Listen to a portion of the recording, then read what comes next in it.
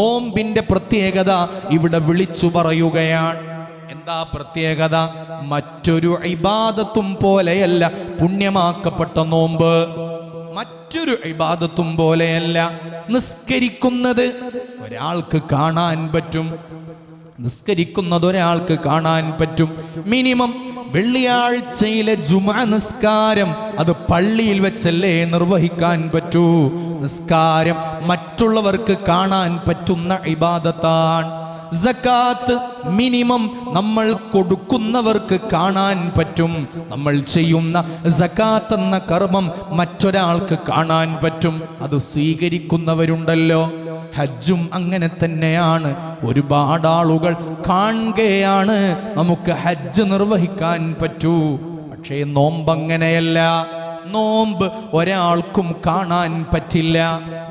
ഒരാളെ നമുക്ക് നോമ്പുള്ളവനാണ് എന്ന് വിശ്വസിക്കാനേ തരമുള്ളൂ.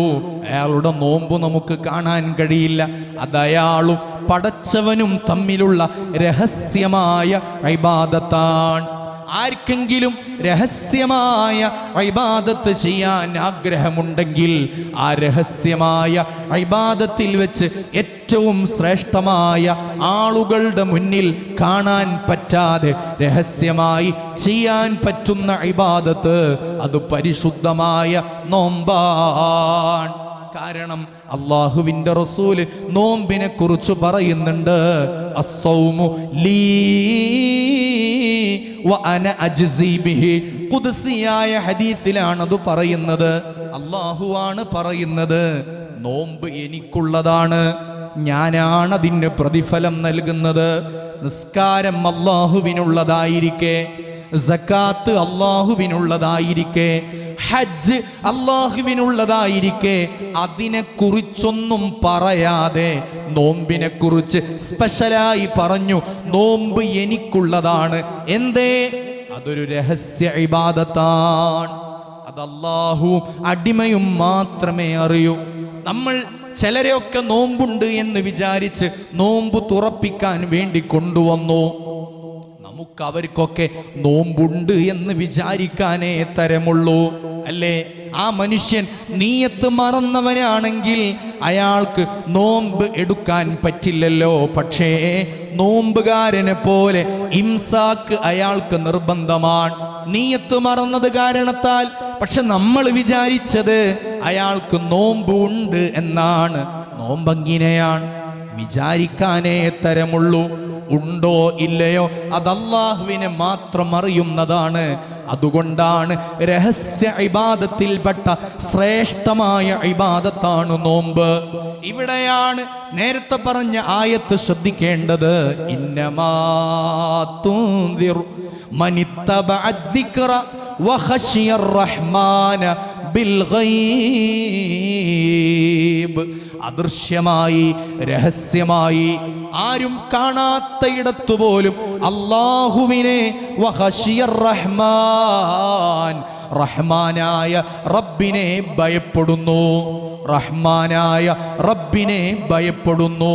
ബിൽ ഗൈബ്, അല്ലാഹുവിനെ കണ്ടുകൊണ്ടല്ല, അല്ലാഹനെ കാണാതെ തന്നെ. കണ്ടുകൊണ്ട് ഭയപ്പെടാൻ ആരെയാണ് ആവശ്യമുള്ളത്? ഒരു ഭീകര ദൃശ്യം കണ്ടു, നമ്മൾ അതിലേക്ക് എത്തിപ്പെടുമെന്ന് ഉറപ്പാണെങ്കിൽ അതിനെ കണ്ടുകൊണ്ട് പേടിക്കൽ സ്വാഭാവികമാണ്. ഹെൽമറ്റ് ഇല്ലാതെ വണ്ടി ഓടിക്കുമ്പോഴാണ് ആരോ ഒരാൾ പറഞ്ഞത് ആ വളവിൽ പോലീസ് ഉണ്ട്. ഉടനെ എന്ത് ചെയ്യുന്നു? വണ്ടി സൈഡാക്കുന്നു, ഹെൽമറ്റ് ഇടുന്നു, എന്നിട്ട് നല്ല പിള്ളയായി വണ്ടി ഓടിക്കുന്നു. അതുവരെ ഇടാതിരുന്ന ഹെൽമറ്റ് അപ്പോൾ ഇട്ടതെന്തേ? പോലീസിന് പേടിയുള്ളതുകൊണ്ട്, ഉണ്ട് എന്ന് ഉറപ്പുള്ളതുകൊണ്ട്. ഉണ്ട് എന്നുറപ്പുള്ളതിൻ്റെ കാരണം എന്താ? ഇവിടെ കാണാൻ പറ്റുന്നതുകൊണ്ട്. ആ പേടിയല്ല പേടി. ശരിക്കും പേടി എന്താ? കണ്ണുകൊണ്ട് കണ്ടിട്ടില്ല എങ്കിലും കാണാത്ത റബ്ബിനെ, അല്ല എന്നെ കാണുന്നു എന്ന ബോധത്തോടെ അല്ലാഹുവിനെ പേടിക്കലാണ് ശരിക്കും പേടി. അതാണ് വഖശിയർ റഹ്മാന ബിൽ ഗൈബ്. കാരുണ്യവാനായ അല്ലാഹുവിനെ അദൃശ്യമായ രീതിയിൽ വിശ്വസിക്കുക, ഭയപ്പെടുക എന്നത്. ഇത് നമുക്ക് പ്രദാനം ചെയ്യുന്ന വളരെ പ്രധാനപ്പെട്ട ഇബാദത്താണ് പരിശുദ്ധമായ നോമ്പ്. അല്ലാഹു നമുക്ക് തൗഫീഖ് തരട്ടെ. ഇത് ഞാൻ വെറുതെ പറഞ്ഞതല്ലല്ലോ. സൂറത്തുൽ ബഖറ നമ്മളെ അത് ഓർമ്മപ്പെടുത്തുന്നുണ്ട്. യാ അയ്യുഹല്ലദീന ആമനൂ, അല്ലയോ മുഅ്മിനീങ്ങളെ, കുത്തിബ അലൈക്കുമുസ്സിയാം, നിങ്ങൾക്ക് നോമ്പ് നിർബന്ധമാക്കപ്പെട്ടു. കമാ കുത്തിബ അലല്ലദീന മിൻ ഖബ്ലിക്കും, നിങ്ങളുടെ മുൻഗാമികൾക്കും നോമ്പ് നിർബന്ധമാക്കപ്പെട്ടതുപോലെ നിങ്ങളെപ്പോലെ അല്ലെങ്കിലും നിങ്ങളുടെ മുൻഗാമികൾക്കും നോമ്പുണ്ടായിരുന്നു. എന്തിനു വേണ്ടിയാണ് നോമ്പ്?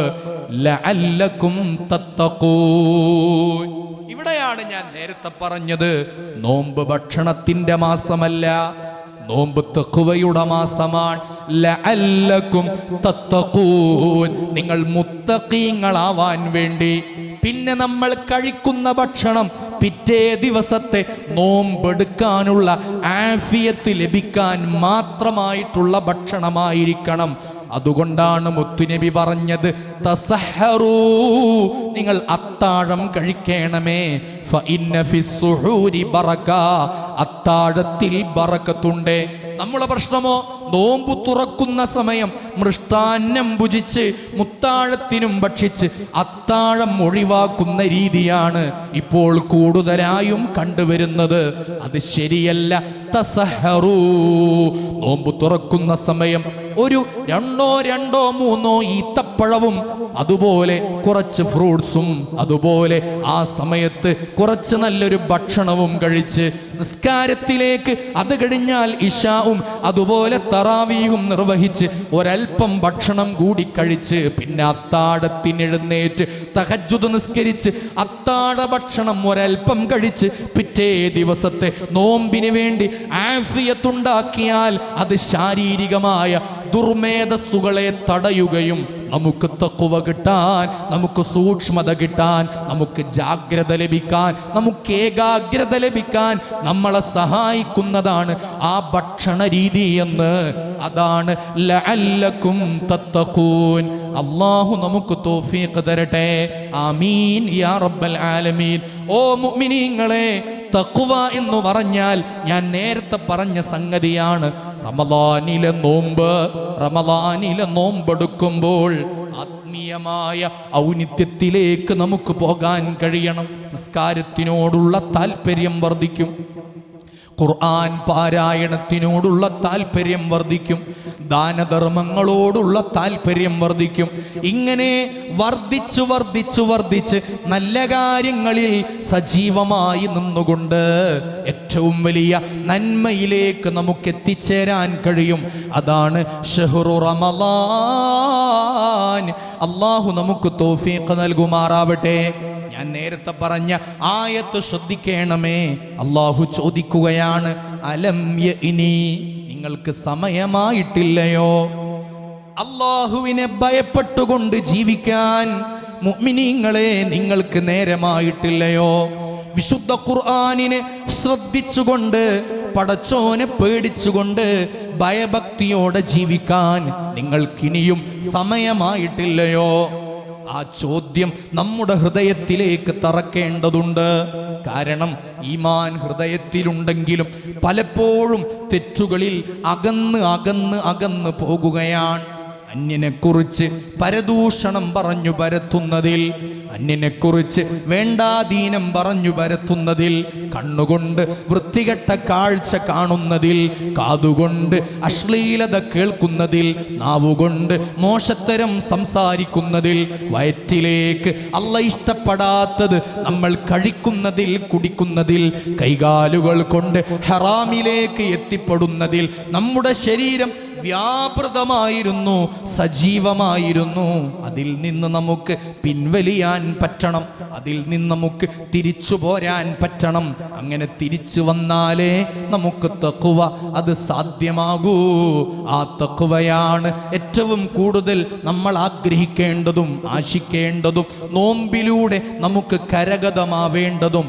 ആരംഭ റസൂൽ തിരുമേനി സല്ലല്ലാഹു അലൈഹി വസല്ലമ തങ്ങൾ വിശദീകരിച്ച് നമുക്കത് പറഞ്ഞു തരുന്നുണ്ട്. റമളാൻ അസ്സൗമു ജുന്നാ, നോമ്പൊരു പരിചയാണ്. എല്ലാ തെറ്റുകളിൽ നിന്നും നമ്മളെ അകറ്റി നിർത്താൻ നമ്മളെ സഹായിക്കുകയാണ്. നമ്മുടെ ശരീരത്തെ നമ്മളൊന്ന് പിടിച്ചു കെട്ടാൻ തീരുമാനിച്ചാൽ, ഇവിടെയാണ് നമ്മൾ ശരീരത്തെ മനസ്സിലാക്കേണ്ടത്. റമളാനും തഖ്വയും ഏത് രീതിയിലാണ് നേടിയെടുക്കുക എന്തെന്നാൽ, ഈ ശരീരമാണ് നമ്മളുടെ ഏറ്റവും വലിയ തടസ്സമെന്നാണ് ആദ്യം മനസ്സിലാക്കേണ്ടത്. നേരത്തെ ഒരു ഹദീസ് നമ്മൾ വിശദീകരിച്ചിരുന്നു. റമളാനിൽ 5 പ്രത്യേകതകൾ നൽകുമെന്ന് പറഞ്ഞിട്ട് അതിലൊരു പ്രത്യേകത ശ്രദ്ധിച്ചിട്ടുണ്ടാകും. സുഫിദത്തിശ് ശയാത്വീൻ, പിശാചുക്കളെ ചങ്ങലക്കിടും എന്ന്. പിശാചുക്കളെ ചങ്ങലക്കിടും.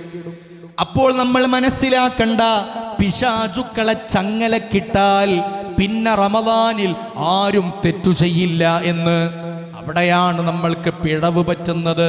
പിശാചുക്കളെ മാത്രമേ ചങ്ങലക്കിടുന്നുള്ളൂ, മനുഷ്യന്റെ ശരീരത്തെ ചങ്ങലക്കിട്ടിട്ടില്ല.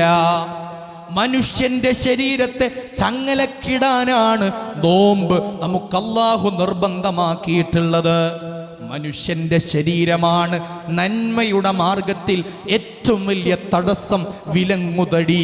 അത് ഞാനല്ല പറഞ്ഞത്, സയ്യിദുനാ യൂസുഫ് അലൈഹിസ്സലാം സൂറത്തു യൂസുഫ് വിശദീകരിക്കുന്നുണ്ട്.